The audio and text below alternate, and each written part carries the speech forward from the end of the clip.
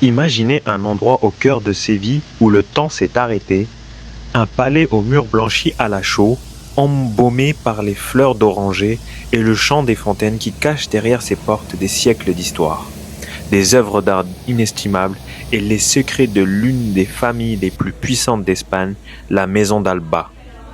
Bienvenue au Palacio de las Dueñas.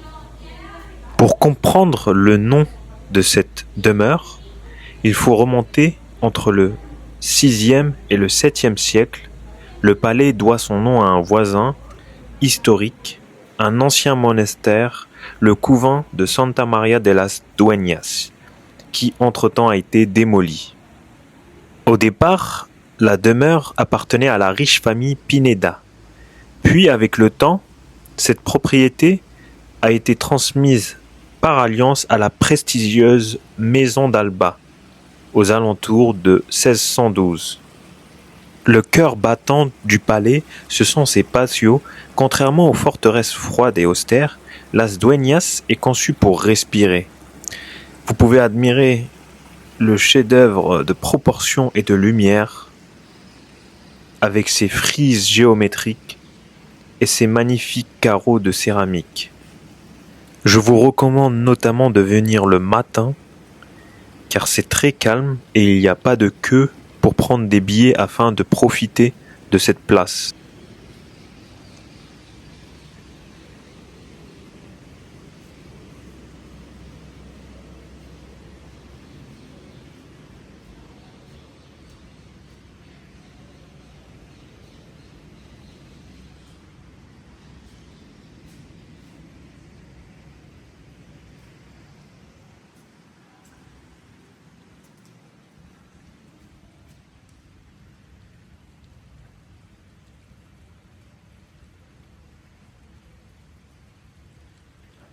En dehors de l'aspect architectural, il y a aussi les jardins.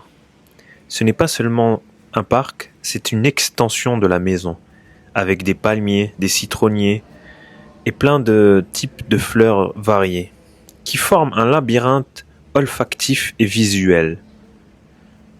L'architecture ici ne sert pas à imposer le pouvoir par la force, mais à créer un sanctuaire de fraîcheur au milieu de la fournaise sévillane, un véritable havre de paix intemporel.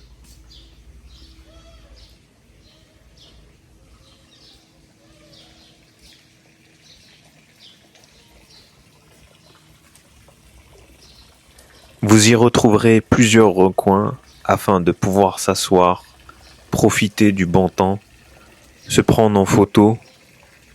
Vraiment, c'est un coin très très calme et apaisant.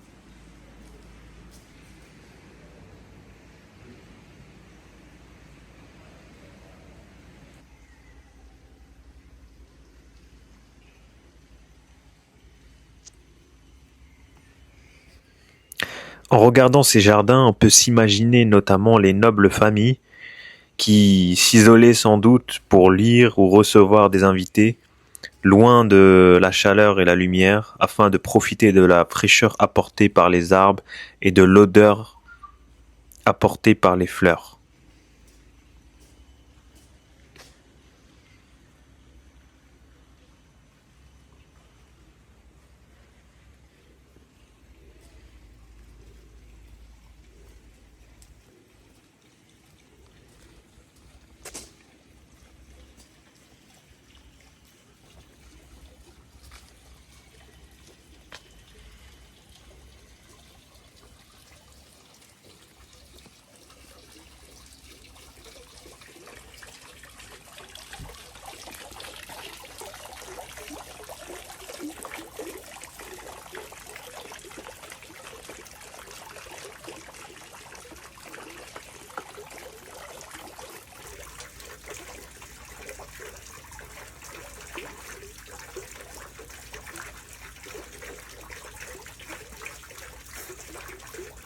En venant à Séville, il ne faut pas oublier de goûter au churro.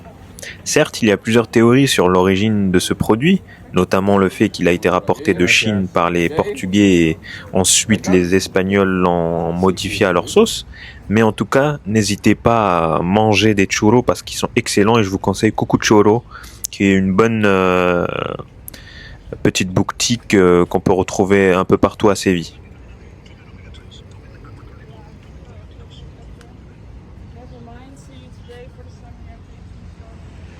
Après avoir dégusté des churros, nous avons marché et traversé le pont Puente Isabel II pour aller dans le quartier de Triana.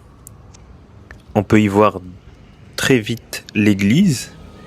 Et juste à côté de cette église, nous avons le Mercado de Triana, qui est un marché populaire et connu à Séville, où vous pouvez trouver vraiment de tout. Et il est très grand.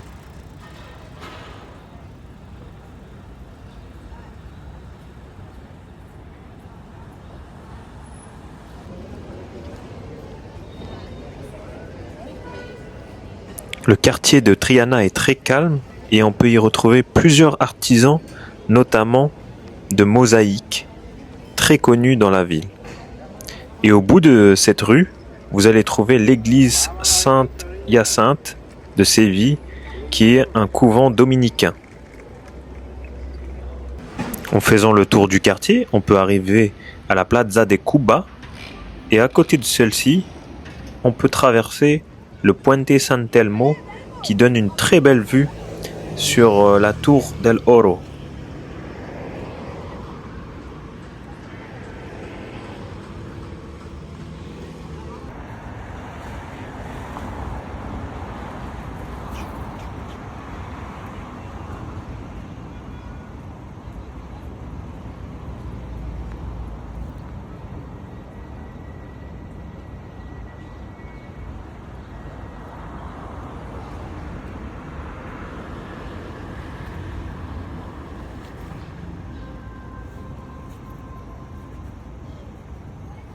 L'après-midi, nous sommes partis à la Nervión Plaza, qui est un centre commercial juste en face de l'Estadio Ramón Sánchez Pizjuán, qui est le stade emblématique du plus grand club, on peut dire, de Séville, le Sevilla FC. Ce stade, c'est le rêve d'un président emblématique de ce club, Ramón Sánchez Pizjuán, qui a acheté le terrain à l'époque, il me semble en 1937, dans ce quartier-là, et il voulait voir au moins la première pierre et la construction de ce stade.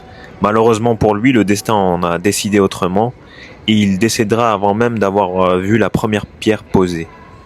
Cependant, ce stade sera inauguré en septembre 1958. Cette immense mosaïque colorée qui recouvre toute la façade du Gol Norte a été réalisée par l'artiste Santiago del Campo dans les années 80, représentant Séville, son histoire et les blasons des clubs espagnols. Exceptionnellement, l'entrée pour la visite se faisait par la boutique du stade et derrière, vous pouvez faire un parcours qui permet de voir toute l'histoire de ce merveilleux club. Et je vous conseille vraiment, en venant à Séville, de passer par là parce que c'est très important. Même si vous aimez pas forcément le football, ça permet de connaître un aspect de la ville.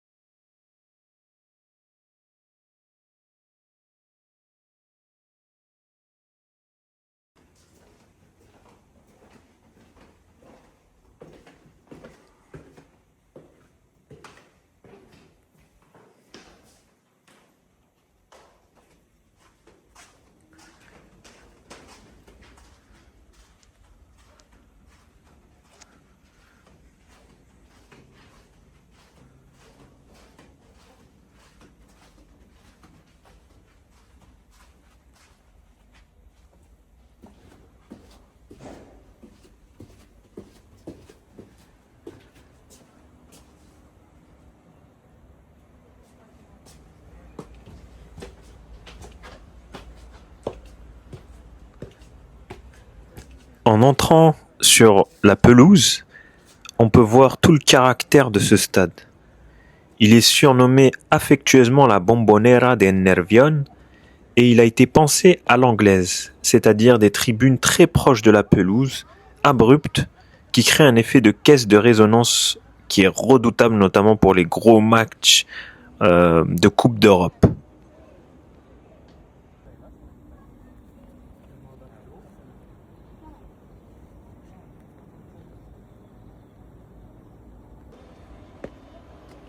C'est ainsi que s'achève la visite du stade.